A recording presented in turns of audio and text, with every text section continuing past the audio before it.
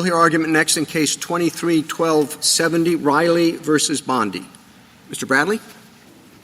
Mr. Chief Justice, and may it please the Court, a sensible scheme of judicial review would provide a right to review on a petition properly filed, particularly on matters of life and death where errors left uncorrected are so contrary to the fundamental policies of the United States. But it also would not have the courts routinely intrude while the agency is still doing its work. When the agency is deliberating where a non-citizen can be sent, in light of an objection duly raised in the ordinary processes, that work is ongoing. Amicus's proposal would mean that a non-citizen-like petitioner is allowed to seek a court's decision on withholding issues that the agency has barely begun to assess. The INA does not suggest that Congress intended that surprising result. Instead, the statute is consistent with common sense. Regarding jurisdiction, Santos-Zachariah already explained that Stone was not a holding on that point. The Court should adhere to what it said there. And certainly 1252b1 does not rank as jurisdictional under the modern rubric. I welcome the Court's questions. Did petitioner seek a review of the removal order? We are not seeking a review of his removability. We are seeking a review of the CAT decision, Your Honor. But the only jurisdiction we have is over the removal order. I think that's. I would question that premise, Your Honor. A4 or does a also final allow. Order. Excuse me, a final order.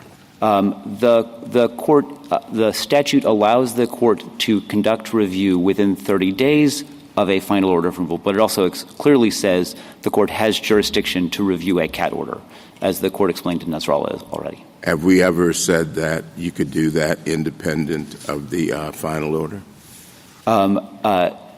Not independent in the sense, and that is exactly the problem, Your Honor. I think that the sensible approach is to wait until the agency has concluded all of its work, and then you have one petition that encompasses removability, the order of removal, and the CAT questions that are Does the CAT question then convert the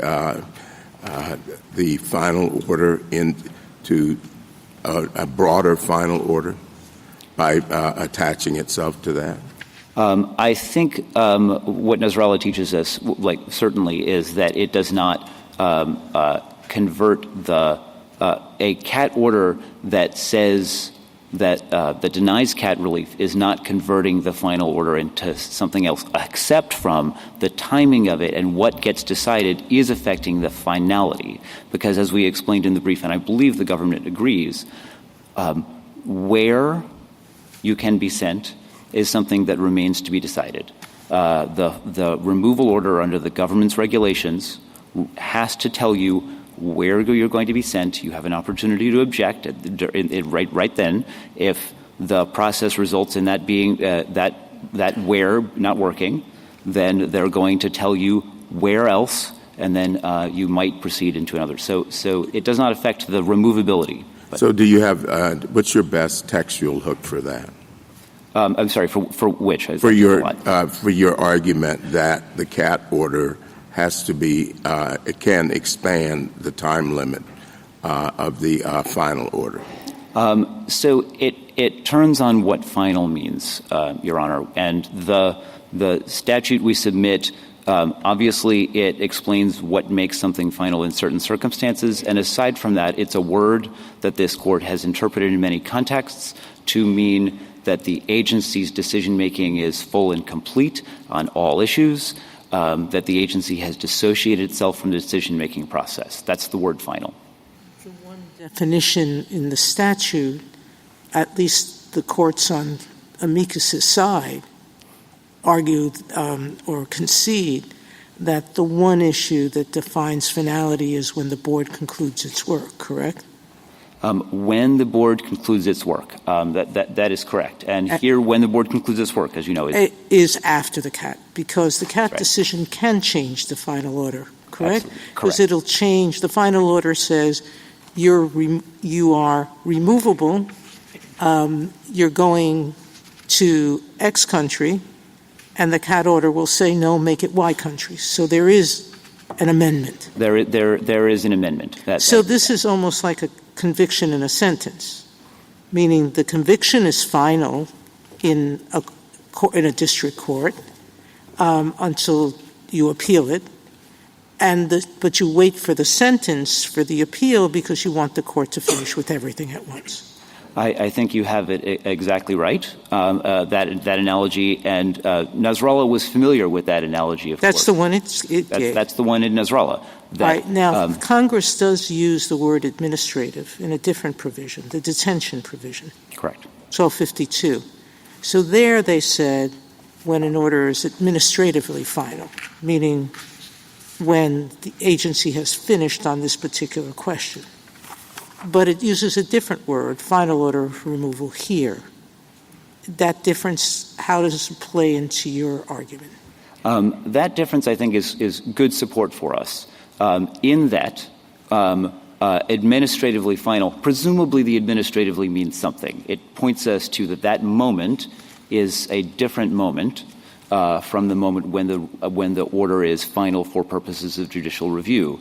Therefore, we would expect, not necessarily in every case, but we would expect that conceptually administratively different final is different from final. And so that point that Guzman Chavez pointed out, when detention can begin because one issue in the case has been resolved, is different from the case point when everything is finished, when the agency is fully finished with its work. That's final for judicial review. Just on the 30-day deadline, do you understand our position to be that we're never going to find a jurisdictional bar again?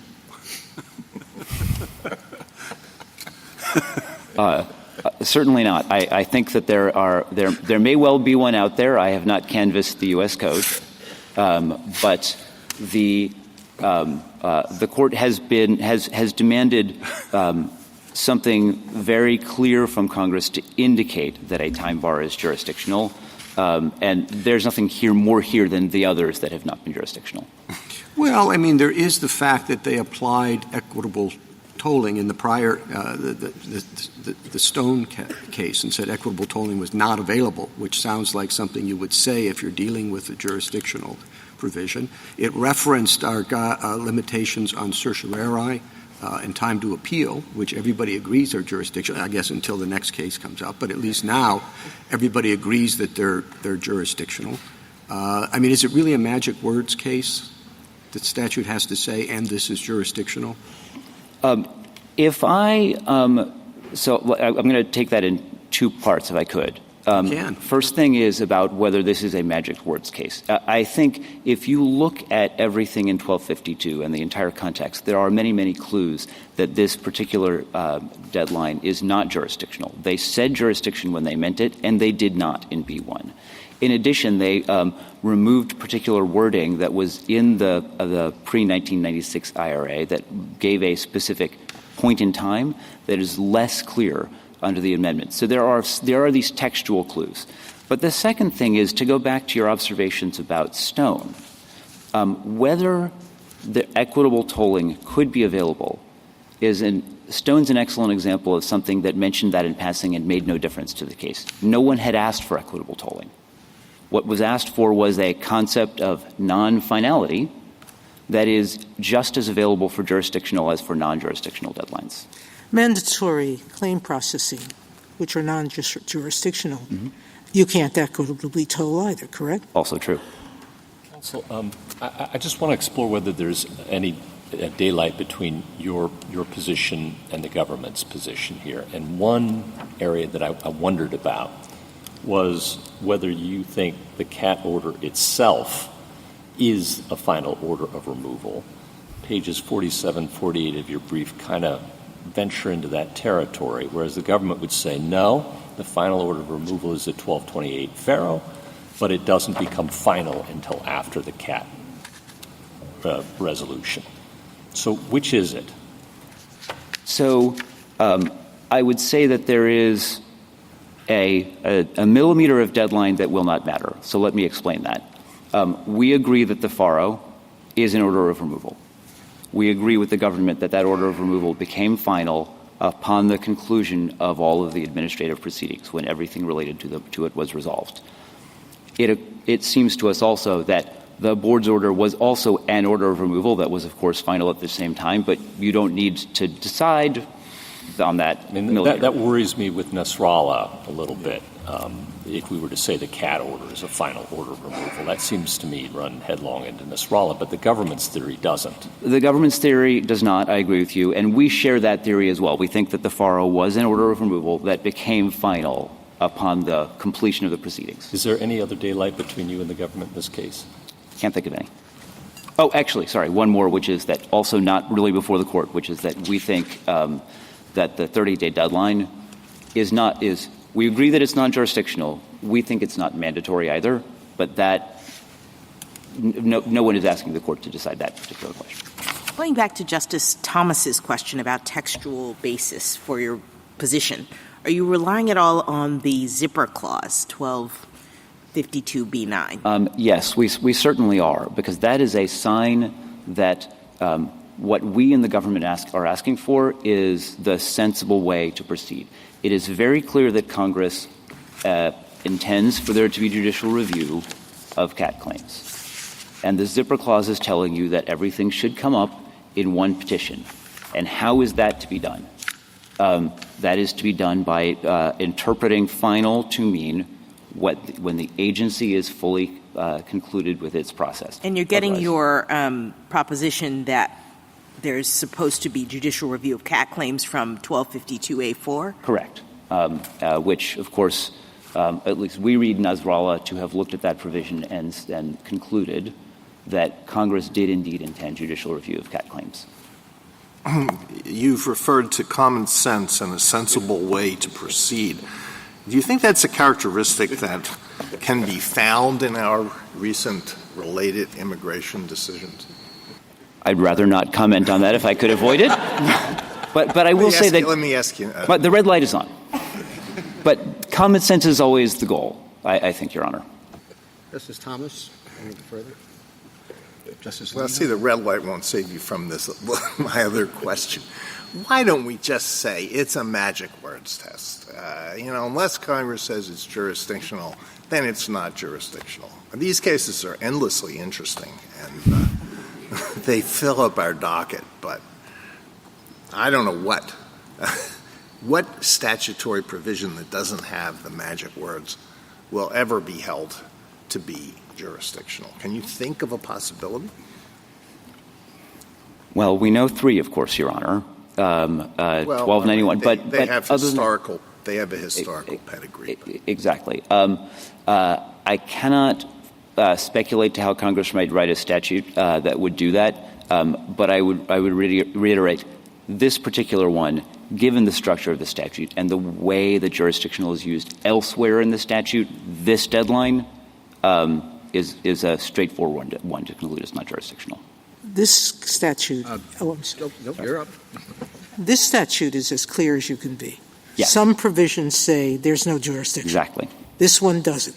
Correct. Exactly. And if Congress needed education, it certainly has enough opinions that just say it's jurisdictional and tell us that no other further relief can be given, correct? Agreed. All right. Ms. Kagan? Justice Gorsuch? Kavanaugh? Justice Barron? Justice Jackson? Thank you, counsel. Mr. McDowell? Thank you, Mr. Chief Justice, and may it please the Court. On the first question presented, the 30-day filing deadline in Section 1252b1 is not jurisdictional. That provision fails this Court's clear statement test, and Stone is not a binding jurisdictional ruling. On the second question, the petition here was timely because it was filed within 30 days of the Board's CAT order. In Section 1252a4, Congress provided for judicial review of CAT claims, and Nasrallah confirms that courts may review CAT orders together with removal orders. It follows that a CAT order becomes final at the same time as a removal order, so that challenges to both orders can be raised together in the same petition for review. Under amicus's position, many CAT claims would be unreviewable, but when Congress wanted to preclude judicial review in the INA, it did so expressly. it is unlikely that Congress would have precluded review of many claims indirectly by way of a generic 30-day filing deadline. I welcome the Court's questions.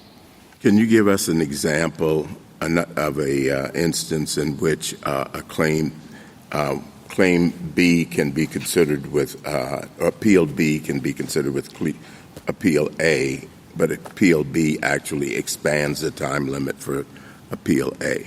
I think the best analogy is the one that Justice Sotomayor pointed to, which is that a conviction cannot be appealed until after the sentence, even though the sentence doesn't affect the validity of the conviction or merge into the conviction. Okay, let's try the civil context. Can you think of any other provision?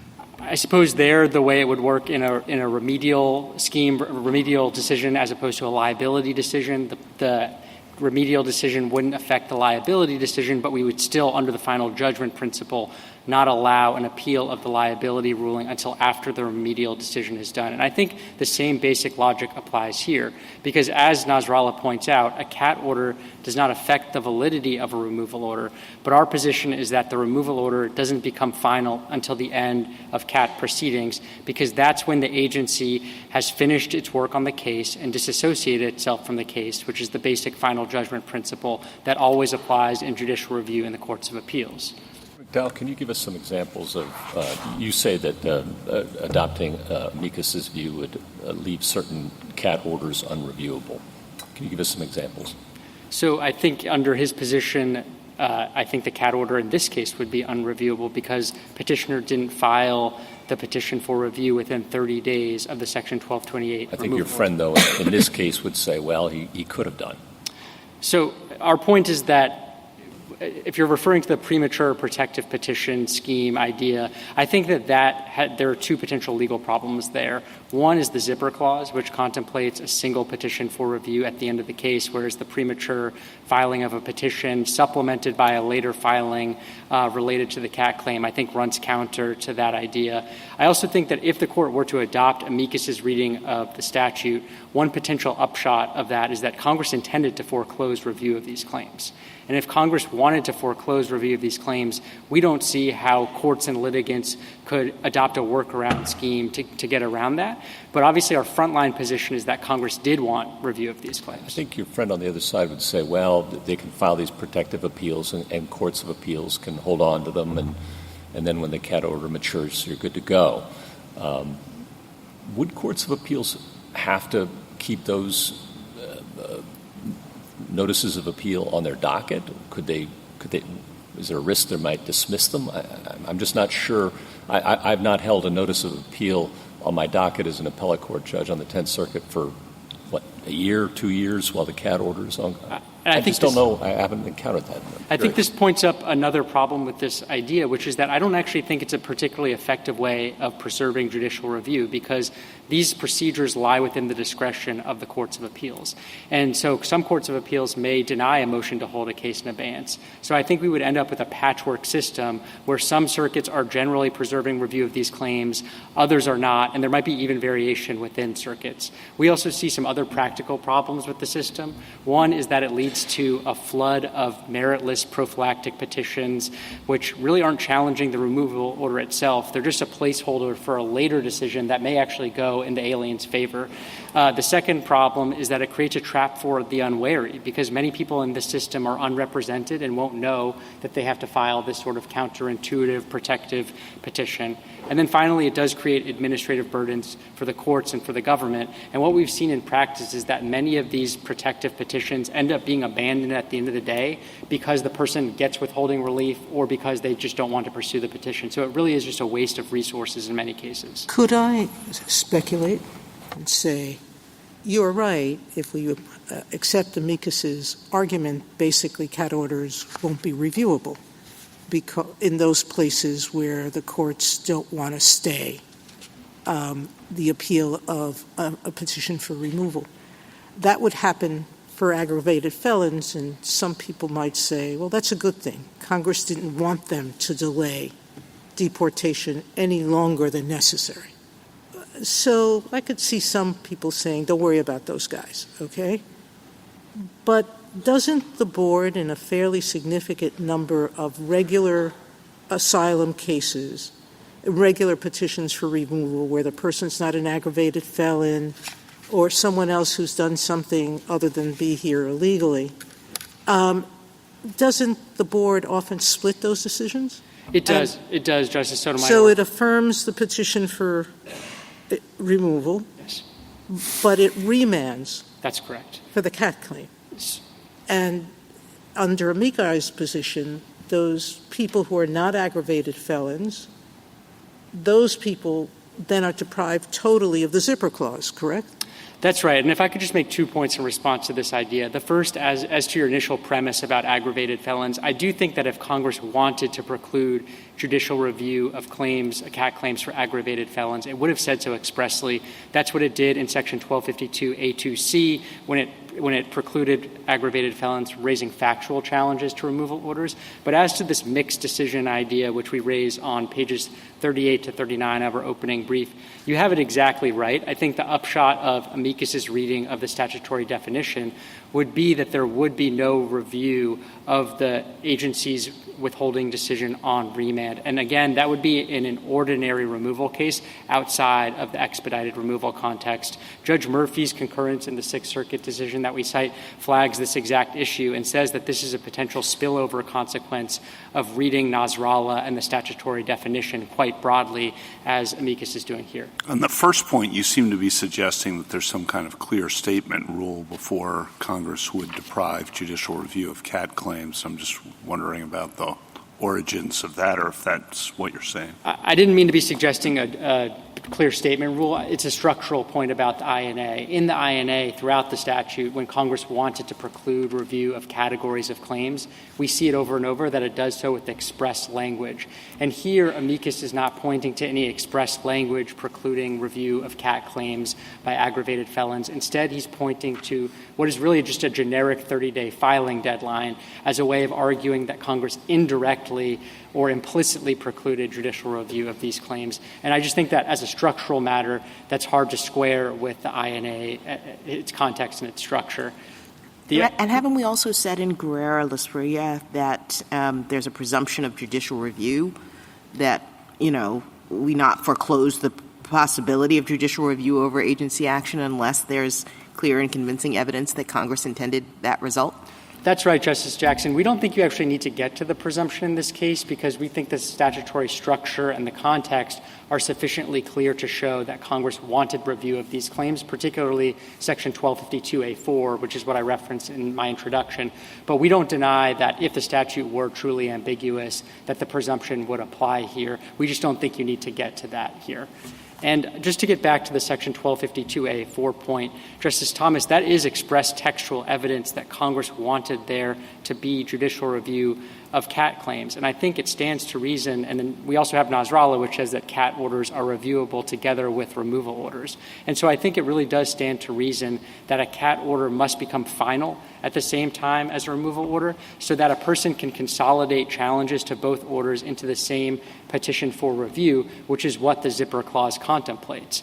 Another way of seeing the same point is that it's unlikely that Congress would have given express textual evidence that CAT claims are reviewable, but at the same time written a deadline so short as to render many of those claims unreviewable. Normally, Congress doesn't give with the one hand and then take with the other in that sort of manner. Under your position, is it the case that an order that is final is rendered non-final by the filing of the subsequent application? No, that's not our position. Our position is that when a person has a withholding-only claim, the Section 1228B removal order does not ever become final until the withholding-only claim is resolved. It's not that it is final and then becomes non-final. It's that it never became final in the first instance until those proceedings are resolved. And that's because Okay. What is the time requirement for filing a withholding-only claim?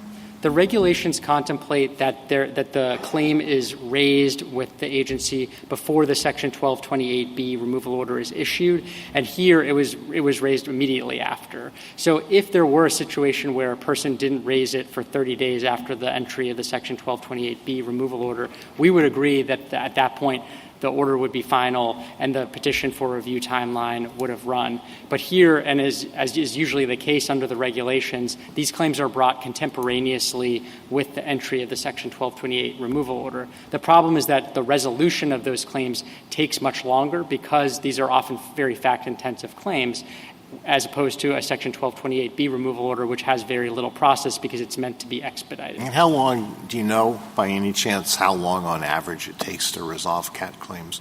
We don't have exact numbers, but my sense is it usually takes several months if it's a serious claim. If it's a meritless claim, these can be resolved fairly quickly because the asylum officer will say that there's no negative or there's no reasonable fear. Then the immigration judge will sustain that. And both of those officers have to make those decisions within a 10-day span. So they can sometimes be resolved relatively quickly. But here, when it's a serious claim, here the IJ actually found that he was entitled to CAT relief, and then that was reversed by the BIA. When it's a serious claim like that, it can sometimes take several months to even over a year. The dissent in Guzman-Chavez pointed to some instances where they took multiple years, I believe.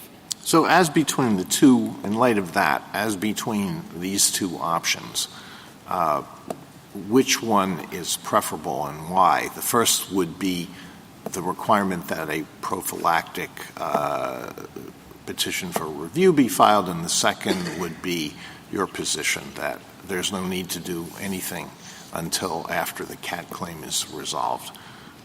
Do you think that there's a risk that your position would lead to greater delay?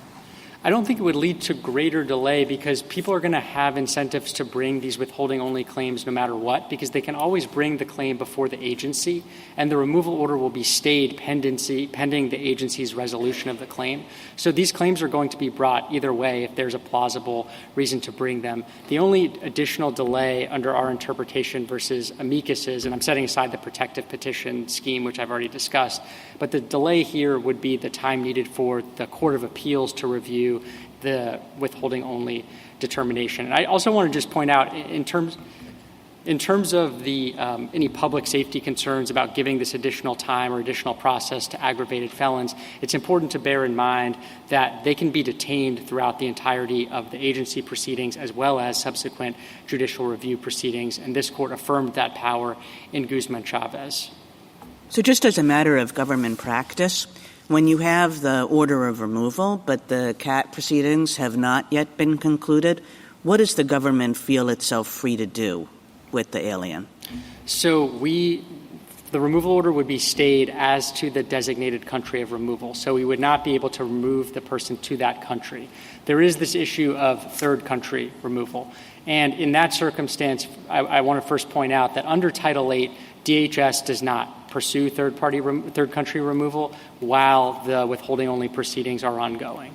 But if it were to, the way it would work is this. So let me make sure I understand that. You think you have the legal right. That's right. To send the non-citizen to some other country where he doesn't have a CAT claim, but in fact the U.S. government does not exercise that right. Under Title VIII, we do not do that as a matter of practice. We do think we have the legal authority to do that with the following caveat. We would have to give the person notice of the third country and give them the opportunity to raise a reasonable fear of torture or persecution in that third country. If they raise that reasonable fear, the withholding-only proceedings would simply continue. They would just focus on the new country rather than the original one. But you don't have the legal power to remove the person to the country for which there is a pending CAT claim. That's exactly right. The regulations prohibit that. And that's another reason why we think that confirms that the removal order doesn't actually become final until the end of withholding-only proceedings. The withholding-only proceedings affect the implementation of the removal order for that very reason. If a person is granted CAT protection, that means that the person cannot be removed to the designated country of removal. Thank you, counsel. Justice Thomas, anything further? Would the party have to request consolidation with the removal order proceedings? Under our position, under our frontline position, no, because the removal order does not become final until the end of the CAT proceedings. Only after the CAT proceedings conclude would the person be able to file the petition for review. It would be exactly the way it works in ordinary litigation, where the appeal is filed after the entirety of the district court proceedings have come to a conclusion. That's what we're proposing here. So how would that work in this case? You have a removal order that's being appealed, right? A final order. So in this case, the petitioner brought his petition for review after the CAT order was issued. Yeah. And we are saying that that was okay because the order of removal did not become final until the end of the CAT proceedings. So his petition here was timely because it was within 30 days of the CAT order. And the CAT order was what rendered the removal order final. Justice Alito? In this case, if we were to hold that the 30-day deadline is not jurisdictional, waivable, and if we disagree with you and accept amicus's second position, that a final order of removal is final when it's issued, regardless of the CAT, will the government honor their commitment to waive the deadline for Mr. Riley? Yes, we would. Justice Gorsuch? Justice Jackson? Thank you, counsel. Mr. Hammer? Mr. Chief Justice, and may it please the Court. Congress has barred courts from reviewing claims under the Convention Against Torture except on a petition for review of a final order of removal. Under Section 1252b1, such a petition must be filed not later than 30 days after the date of the final order of removal. The Fourth Circuit correctly held that Mr. Riley's failure to comply with that deadline meant it was jurisdictionally barred from reviewing his petition. The Fourth Circuit rightly recognized that the filing deadline is jurisdictional. This Court already held as much in Stone, which is a jurisdictional precedent in both reasoning and result. And Santos-Zachariah, which was focused on the INA's separate exhaustion provision, didn't disturb the deadline's jurisdictional status. The Fourth Circuit also correctly held that Mr. Riley's petition was untimely. The only order of removal in this case is the final administrative removal order. Section 1228b, the INA's statutory definition of a final order of removal, and Section 1231 all confirm that a final administrative removal order is, as its name indicates, final when issued. And as this Court explained in Guzman-Chavez, the finality of the order of removal does not depend in any way on the outcome of the withholding-only proceedings.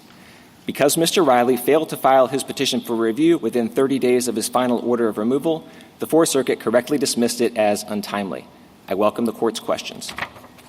How do you respond to the arguments that have been made this morning that that this expands the time for the removal order? I think that the statutory deadline requires filing the petition for review within 30 days of the final order of removal, and I think statutory text and context make clear that a final administrative removal order is final when it is issued. So what do you make of the argument that, I asked the other side whether or not, what textual basis they had for this? And, of course, I don't think there's much, but would you address that? Your Honor, the only textual basis that this Court has recognized for judicial review of a CAT claim comes from filing a petition for review of a final order of removal in compliance with the requirements of 1252. Nasrallah explained that allows the Court to review a CAT claim alongside a final order of removal, but if an alien does not file a petition for review within 30 days of the final order of removal, the Court is not able to review the CAT claim. Well, you seem to be assuming that there is a final order of removal, but maybe it's not final until the CAT claim has been resolved. In other words, what this order of removal is saying, it has sort of two parts. First, you're removable, and second, we're going to remove you to country X. And that second part, which is within, you're removable to country X, that's provisional. It's only country X if you fail on your CAT claim. So there's sort of like nothing final about a significant aspect of this order. So I disagree, Your Honor. Nasrallah made clear that CAT relief does not affect the validity of the order of removal and does not disturb the final order of removal. And Guzman-Chavez repeated all of that, making clear that withholding only does not affect the finality of an order of removal. And with respect to what the final order of removal here actually says, I would direct the Court to page 8 of the Joint Appendix, which says that Mr. Riley was ordered removed to Jamaica or any alternate country prescribed by Section 1231. So there wouldn't be any need for amendment. The alternate countries are already there, provided by the final administrative removal order, Your Honor. I don't understand your distinguishing Santos Zakaria. It seems to me that if Stone's jurisdictional language was binding in the way that you claim, that it would have governed the outcome in that case as well, because both of them are in the same provision related to judicial review. So can you just help me to parse them in the way that you have done? Yes, Your Honor. I think Stone is a jurisdictional holding as to the filing deadline that it actually considered. I take Santos Zakaria to be responding to the government's argument in that case that the entirety of the INA's judicial review provision, everything in Section 1252, was jurisdictional, and Santos Zakaria's comments were in reflection to that. But it was not – I don't take any of the comments in Santos Zakaria to be saying that Stone was not jurisdictional in any respect, even with regard to the filing deadline that it did consider.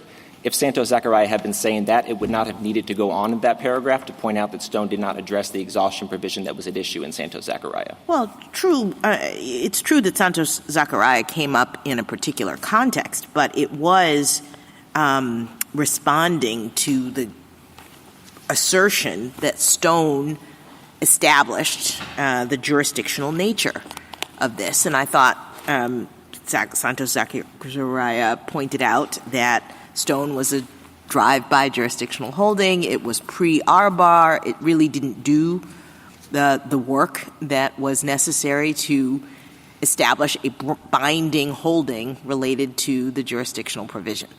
So, Your Honor, I don't understand either of the comments in Santos Zakaria to be saying Stone was not jurisdictional with respect to the filing deadline. You have the did not attend to comment in Santos Zakaria. I understand that to be a reference to not applying Arbar's clear statement rule.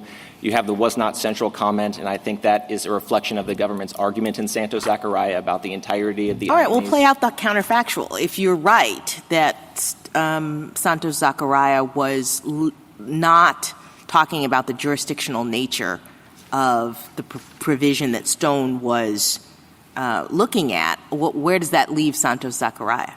Well, Your Honor, I think it could be a reflection on the entirety of the government's argument in that case, that the entirety of the INA's judicial review provision, far beyond the filing deadline, was not jurisdictional.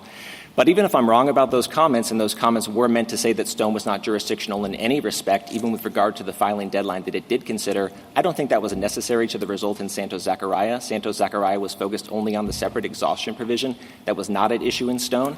And I think I would take the lesson from this Court's decision in Thrive to be that when the issue is what this Court held in a prior decision, this Court should look to that prior decision and not a subsequent opinion interpreting it. Mr. Hammer, can you think of another situation in which judicial review is precluded just by virtue of the way the fast track or the two-track system works? In other words, we're not looking at a situation, putting aside the zipper clause, but we're not looking at a situation where Congress has said expressly that in this situation where you have a fast track removal, judicial review is precluded. It's simply by operation of the fact that the removal order is going to have to be executed before the withholding claim gets all the way through. Is there another situation like that? So two responses, Your Honor. First, I don't think judicial review of orders concluding withholding-only proceedings is precluded by the Fourth Circuit's reading. The parties have identified various ways by which aliens could obtain review of those orders. Well, let's assume the government's kind of disclaimed that now. So if those aren't, in this hypothetical, just assume those are off the table. Yes, Your Honor. If those are off the table, if those are not valid, then I think this is a unique form of judicial review. I'm not aware of another one that is like this. It allows CAT claims to be reviewed, but only if you file a petition for review of a final order of removal. So I'm not aware of an analogy to it, but I don't think it would be surprising if Congress meant to restrict judicial review that it would do it for these particular classes of aliens who have been convicted of aggravated felonies and illegal reentrants. That would not be a surprising class given Congress's interest in expediting the removal of those aliens. Is that consistent with the presumption of judicial review? So again, frontline position is that I think there are means available to get judicial review. Setting that aside, I don't think the Court needs to resort to the presumption given the plain meaning of the filing deadline. Would you say then that your argument maybe not hinges, but is helped significantly by the available of these alternate routes? I think it has helped, but I don't think the presumption needs to be raised at all because I don't think the text is ambiguous with respect to what the meaning of a final order of removal is, Your Honor. But if your frontline position is that there is judicial review, even with respect to these people who are in expedited proceedings, if that's your frontline position, isn't it a quite odd way to write a statute to say yes, you get judicial review, but we're going to set up a 30-day deadline, which effectively precludes you from ever getting that judicial review? Well, I think it wouldn't preclude you from getting the judicial review. If these alternative means are available, it would just require you to file the protective petition and hold it in abeyance, which the government represents has been done in the Fourth Circuit since this decision. And I think this Court has been clear that administrative burden or complexity is not a reason to depart from the plain meaning of the statute. But I also think there was a good reason for Congress to do it this way, and I think this relates to the policy consequences of Mr. Riley's and the government's position. So Mr. Riley's and the government's position separates administrative finality on the one hand from finality for purposes of judicial review on the other. And by doing so, they create a risk that aliens can be removed from the country to a third country during withholding-only proceedings without ever having the chance to go into court and get a stay. That's a significant policy problem, and that's because, as everyone here agrees, the final administrative removal order is administratively final as soon as it's issued. That authorizes the government to remove the alien to a third country so long as the government provides a notice of that and the alien doesn't have a fear of persecution or torture in that country. But as long as withholding-only proceedings are ongoing, according to Mr. Riley and the government, there will not be a judicially final order, and so the alien won't be able to go into court and get a stay. That's a particularly significant problem because there will be cases in which aliens both want to challenge the validity of their 1228B orders and seek withholding relief, and those aliens will be put to a difficult choice. They will either need to forego their withholding proceedings so that they can immediately get judicial review and a stay of their 1228B orders, or risk it, go into withholding proceedings knowing that there's a chance they might be removed to a third country before ever having the chance to go into court and get a stay. That cannot happen on the Fourth Circuit's reading because the Fourth Circuit's reading marries administrative finality with finality for purposes of judicial review. I'm sorry. I thought that there was a stay for the petition for removal when a CAT claim is made within the 30-day period.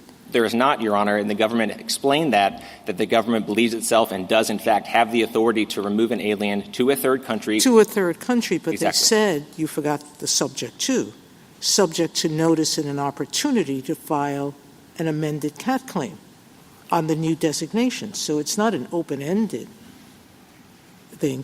And you answered Justice Barrett by saying it makes sense that aggravated felons and people who have come back illegally shouldn't have expanded appellate rights under CAT. But the government has conceded that people who haven't had either of those two situations, who have appealed to the board and are subject to the zipper clause in terms of the 30-day period, the board not infrequently affirms the petition for removal and remands the CAT claim. You're saying those people can't appeal either. Your Honor, I think that generally in those cases, aliens would have the opportunity to do it, and that's because of the board's particular remand policy. So under a 1978 board decision called Matter of Patel, when the board remands a case, it's a general or plenary remand that allows reconsideration of any issue on remand unless But the not board... the petition for review if they've affirmed it. It would allow for reconsideration of the removability decision by the IJ unless the board expressly limits the remand to that withholding issue. So to take your hypothetical, if the board did expressly limit its remand to the withholding issue, then yes, it's possible that scenario would arise. Well, that's how I saw it when I was on the circuit court, which is the boards would affirm the petition for review, the final orders of removal, and remand just on the CAT claims. They did it routinely. So yes, Your Honor, the board has the option to expressly limit its remand to the withholding issue. I would just note that in these situations, aliens will also often be seeking asylum in addition to the withholding claim. And because asylum does go to the validity of the removal order, it would forestall the finality of the removal order while the asylum claim was being considered. Can I go back to Justice Barrett's question about the presumption? I guess I don't understand why the text of the statute is not ambiguous concerning the meaning of final order in the expedited removal context. When you look at the definition, both prongs of it are pegged to a determination by the Board of Immigration Appeals, which doesn't happen in the expedited removal context. So why couldn't that be a basis for determining that this was sufficiently ambiguous that the presumption kicks in? So 2 points, Your Honor. First, we don't think the presumption comes up so long as these alternative means of getting judicial review are available, like the protective petitions. But I'm sorry, I thought the standard was whether the statute was ambiguous, not whether there's some other way we could figure this out. Well, judicial review would be available if those alternative if you can file a protective petition, then judicial review would be available, so the presumption wouldn't help resolve anything. you get it either way. But I think Justice Jackson's point is the presumption of reviewability helps us interpret statutes. And if the statute's ambiguous, then it kicks in, and it has nothing to do with facts on the ground, and you can skin the cat some other way. You want to respond to that? Yes, Your Honor. This Court has said that when this is Thunder Basin footnote 8, because Court of Appeals review is available, this case does not implicate the strong presumption that Congress did not mean to prohibit all forms of judicial review. Yeah, but if the statute, what do you say, though? I mean, it seems to me 1101A47, when it defines final order, really is pegged to the board's decision one way or the other. And here we have none. So, Your Honor, I acknowledge that Congress could have spoken more directly to this situation. Well, it could have spoken to this situation at all, right? Well, I think it could have spoken more directly. I'll acknowledge that, Your Honor. But I think it's clear in light of Section 1228B, which does speak directly to this situation in two critical places. So Section 1228B4F calls an order entered under that subsection a final order of removal, using exactly the same language that Section 1252 does itself. And that's only confirmed by Section 1228B3, which imposes a stay or a bar on the removal of the alien for 14 days from the date of issuance of that order in order that the alien has the opportunity to apply for judicial review, confirming that that order is final when it is issued. If we didn't have Stone, just to shift gears a little bit, would you read 1252B1 as jurisdictional? Your Honor, I acknowledge that the filing deadline likely would not satisfy the clear statement test apart from Stone. Just to mention that the definition a little bit more, Your Honor, I think the best way to understand this, that is a statute-wide definition. It applies by its terms to the entirety of the INA, so it covers Section 1228B. And I think the best way to read it is to reconcile it with 1228B, particularly in light of the history of the two provisions. The predecessor to Section 1228B that originally dispensed with the need for a hearing before an immigration judge was adopted in 1994.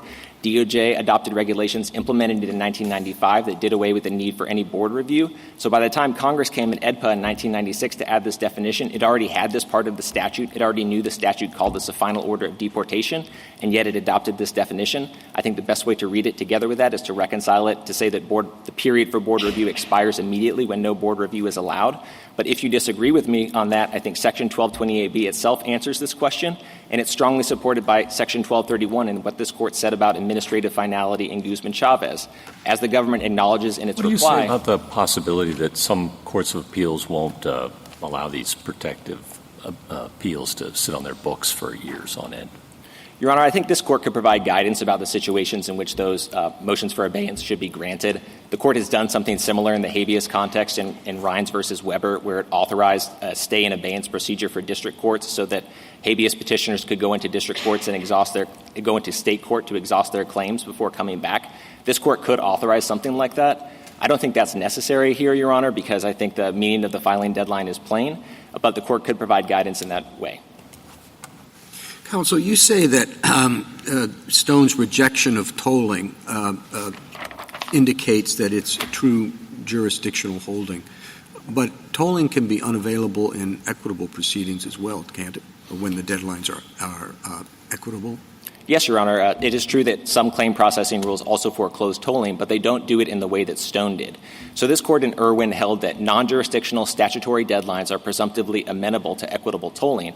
We see nothing like a rebuttal in Stone of that presumption of equitable tolling. Instead, we see the automatic and reflexive connection of the Court's holding that the deadline is jurisdictional to the consequence that it doesn't allow for equitable tolling. That's the exact opposite of what happened in Beggarly, the case that this Court analyzed in Wilkins and said didn't count as a definitive jurisdictional precedent. It had an extensive analysis of equitable tolling, and the Court said if it was a true jurisdictional deadline, it wouldn't have needed that extensive analysis, and that's exactly what we have in Stone, a direct and immediate connection between the conclusion that the deadline is jurisdictional and the consequence that it doesn't allow for equitable tolling. Well, you also argue that the citation of the cert deadline and the appeal deadline is very, very significant here. But those seem to be quite different in the sense that you're dealing with vertical deadlines of quite some significance. And I wonder whether that is a particularly compelling analogy. Your Honor, I think it was the analogy that the court found compelling in Stone. It was the analogy that supported the court's ultimate conclusion that the deadline was jurisdictional and engaged in this extensive analysis, comparing the deadline to file a notice of appeal from a final order of deportation to the time to notice of an appeal from a district court judgment, which, as you point out, this court has recognized as jurisdictional both before and after Arbaugh. The court also compared the effect of the motion for reconsideration to the effect of a Rule 60B motion, which doesn't strip the Court of Appeals of jurisdiction. And I think that the force of that analogy is that it shows the court understood the filing deadline as a window of time in which the Court of Appeals could assert jurisdiction regardless of any motion for reconsideration, and after which it could not assert jurisdiction, just like in the notice of appeal context. I think all of that analysis supported what happens on page 405 of Stone and shows that the court truly meant what it said when it said that the deadline was jurisdictional. But just to underscore Justice Gorsuch's point, under our modern jurisprudence, you would agree that it's not jurisdictional, that you're relying on the Stone precedent as the reason why we should hold that it's jurisdictional here. I am relying on the Stone precedent, Your Honor, and I think this is exactly the situation in which statutory stare decisis has its effect. As this court recognized in John R. Sand and Gravel, abiding by this court's statutory decisions serves important system-wide reliance interests, promotes the overall stability and predictability of the law, and it's particularly important here because just a year after Stone, Congress and IRIRA further restricted the availability of judicial review. And we can rely on Stone to reach the jurisdictional holding that you would like us to reach, notwithstanding Santos-Sicaria's statement that in Stone, whether the provisions were jurisdictional were not central to the case. Yes, Your Honor. I don't understand that statement to be reflecting on Stone's analysis of the deadline, and to the extent I'm wrong about that, I don't think that was part of Santos-Sicaria's holding. I don't think it would bind this court, just like in the Thrive case, Your Honor. Mr. Hammer, when I asked you before why we should think of the order of removal as final, given that it's distinctly non-final, distinctly provisional as to an important aspect, which is where you're going to remove the person to, you countered to me Nasrallah. Is there anything else that you would say about that question, or is this like you think, look, that's what Nasrallah forces you to do, is to think of that order as final, even though it's not final, as to where the person can be removed to? Is there anything else other than Nasrallah? Yes, Your Honor. I think it's a strong point that this order allows the removal, even while withholding-only proceedings are ongoing, of the alien to a third country. The order does not have to be amended. Well, it does. So it is. It has settled the question of whether you can remove the alien to, any other country, but it has not settled the question as to whether you can remove this person to Jamaica here. So that continues to be an up-for-grabs question.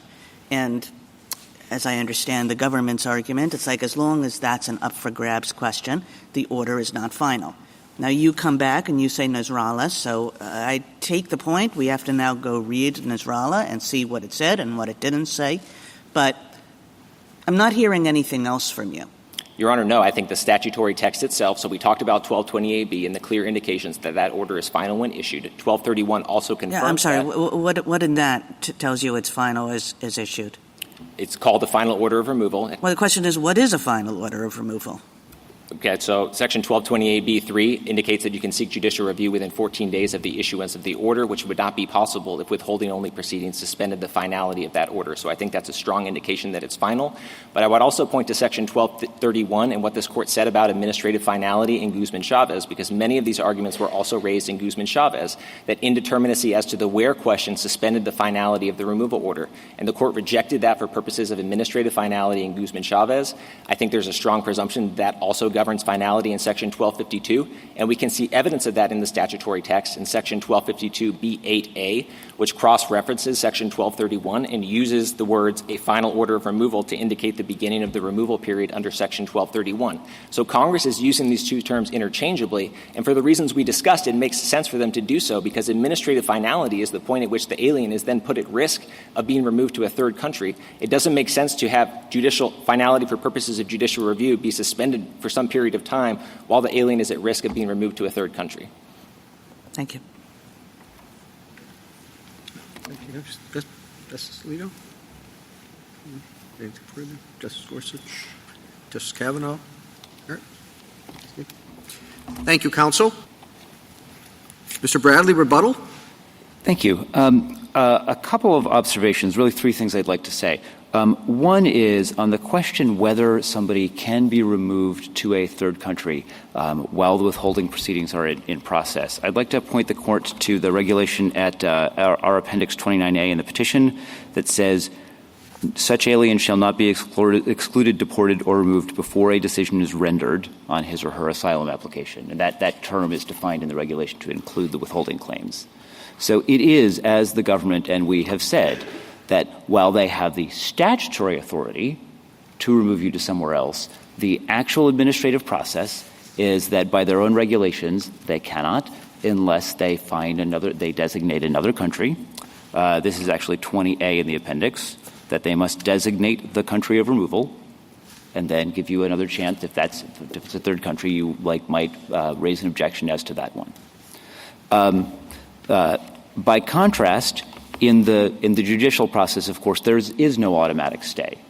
This was a change in IRA. We have a stay in this case, but that is within the discretion of the circuit courts.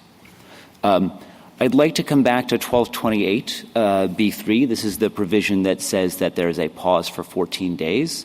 That has a great deal of force in a case where there is no withholding claim. But there's nothing about that provision that shows it was intended to cover every case. It is a limited protection of limited benefit for certain circumstances, not all of them. Third, I'd like to come back to this question of the protective petitions. It is more than simply that the courts would have to hold them in abeyance.